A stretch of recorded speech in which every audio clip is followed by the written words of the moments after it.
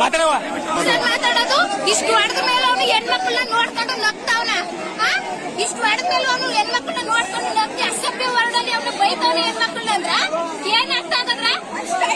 ನ್ಯಾಯ ಇಲ್ವಾ ಹೆಣ್ಮಕ್ಳಿಗೆ? ಅಂಬೇಡ್ಕರ್ ಅಂತ ನ್ಯಾಯ ಇಲ್ವಾ? ಏನ್ ಕಲ್ತ್ಕೊಂಡಿದಾರು? ಇಲ್ಲಿರೋರೆಲ್ಲ ಬೇರೆ ಜನರಿಗೆ ಹೋಗ್ಬಿಟ್ಟು ನಾವು ಹಂಗೆ ಮಾಡ್ತಾ ಇದೀವ? ಅವ್ರ ಸ್ಟ್ಯಾಚ್ಯೂಗಳಿಗೆ ನಾವು ಮಾತ್ರ ಬಸ್ಸಿ ಬಳಿ ಕೆಲಸ ಮಾಡ್ತಾ ಇದೀವ? ಅವ್ರ ಬುದ್ಧಿ ಇಲ್ವಾ? ಮನ್ತಿದಾರ ಹೇಳ್ತಿದಾರ ಅವರು ಲೋಕರ್ಗಳು.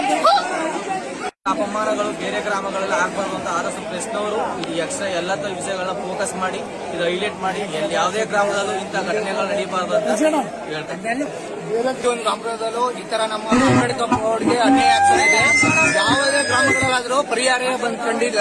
ಹಾಗಾಗಿ ಮಾನ್ಯ SP ಅವರಾಗಿರ್ಬೋದು, DC ಆಗಿರೋರು ಇದಕ್ಕೆ ಸೂಕ್ತ ಕ್ರಮಗಳನ್ನ ಕೈಗೊಳ್ಳಬೇಕು.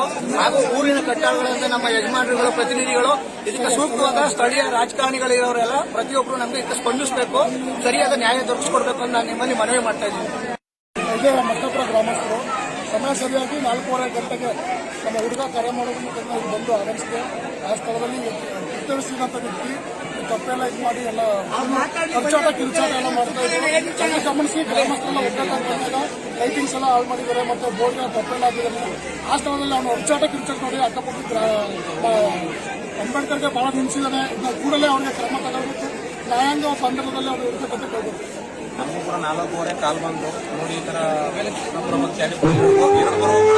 ತಪ್ಪೆ ಬರೋದು ಉತ್ಕೃತವಾಗಿ ಅವಮಾನ ಮಾಡಿದ್ದಾನೆ. ಸರಿಯಾಗಿ ಯಾವ್ದಾದ್ರು ಗಲ್ಲು ಶಿಕ್ಷೆ ಯಾವ್ದಾರು ಆಗಲೇಬೇಕು. ದಯಮಾಡಿ SP ಮತ್ತು DC ಎಲ್ಲರೂ ಕೂಡ ಸ್ಥಳಕ್ಕೆ ಆಗಮಿಸಬೇಕು ಅಂತ ಕೇಳ್ಕೊಳ್ತಾ ಇದ್ದೀವಿ.